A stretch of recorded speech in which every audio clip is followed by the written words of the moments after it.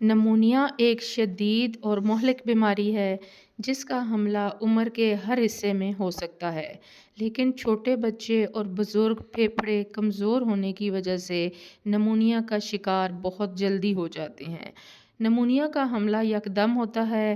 ابتدا میں مریض کو کپ کپی محسوس ہوتی ہے جو چند منٹ رہتی ہے اور اس دوران نبض کمزور اور ٹیمپریچر نارمل سے 1 درجہ کم ہو جاتا ہے، لیکن کپ کپی ختم ہونے کے فوراً بعد بخار تیز یہاں تک کہ 103 104 فارنہائٹ تک پہنچ جاتا ہے۔ سانس اور نبض کی رفتار بہت تیز ہو جاتی ہے، اس کے ساتھ ہی پسلیوں، سینے اور کندھوں کے نیچے درد ہوتا ہے۔